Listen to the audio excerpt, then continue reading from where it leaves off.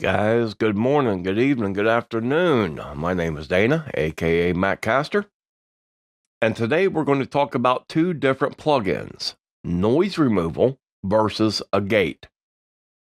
Now, noise removal has its place in the podcasting world, but it is very delicate. The gate has a place in the podcasting world that has a much broader range. So what we're going to do is we're going to come to this spot here. As you can see, I've got it marked as gate versus noise removal. We're going to trap it by using our toggle repeat. We're going to bring up our FX. We're going to bring up refer, and we're going to engage it. We're going to, and now listen, guys, this plugin does many things, but we're going to use it for subtract. We're going to reset it, and we're going to capture this profile. That's why we have this window up here, and that's why we have it looped. So let's go ahead and watch what it does.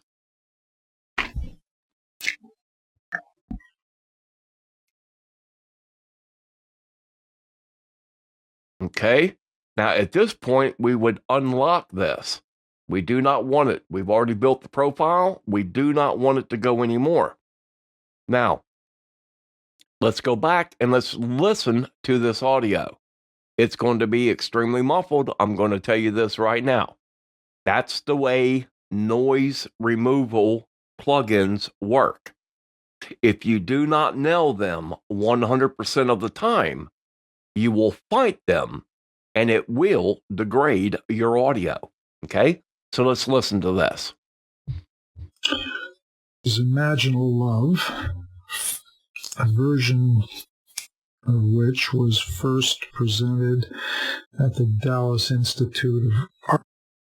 Now, let's listen to the same thing without this noise reduction.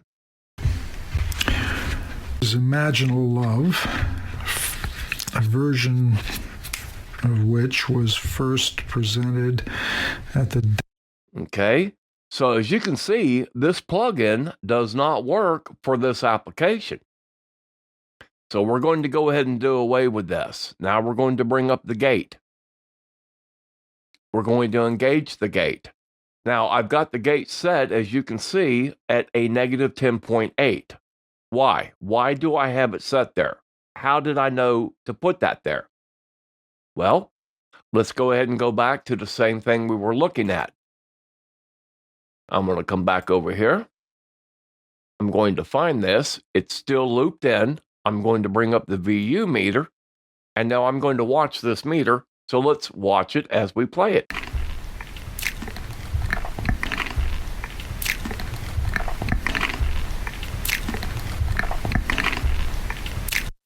You see where it's coming in at a negative 12.5? That's why I have my gate set at a negative 10.8. Now I can set this at a negative 10. I can actually set this, which let's just go ahead and do a 12.5. Let's just actually do a 12, negative 12. So we go back to the beginning. We're going to play it one more time, and we're going to listen to this. Is Imaginal Love, a version of which... Now, do you hear the breaths? Do you hear the breathing, the paper click, the everything else that's going on in the background of this audio? So what we're going to do now is we're going to engage it again. We're going to turn it on, and let's listen to it now. Is Imaginal Love, a version of which was first presented at the Dallas Institute of Art and Humanities, December 7th, 2013.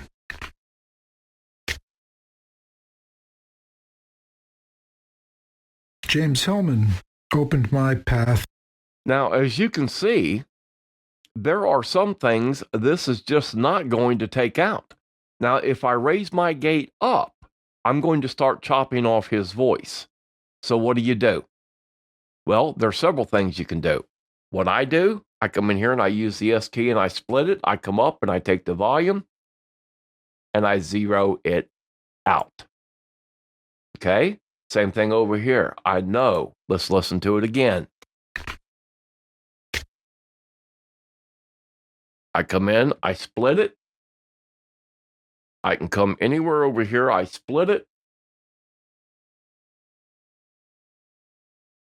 And then I zero it out. So let's go back to the beginning now and let's listen to this part of the audio. Imagine a Love, a version of which was first presented at the Dallas Institute of Art and Humanities, December 7th, 2013. You hear the click right here? That's that volume. Now, what's another way of doing this? I can simply come over here and hit the S key. I split it. And now I'm going to drag that down. Let's listen to it again. Of which was first presented. Now the click's gone. So we can do this all the way through this audio. What is the key thing here? The key thing is simply this. Start off properly. Be in a clean environment. Don't rustle your papers. Don't sit in a squeaky chair.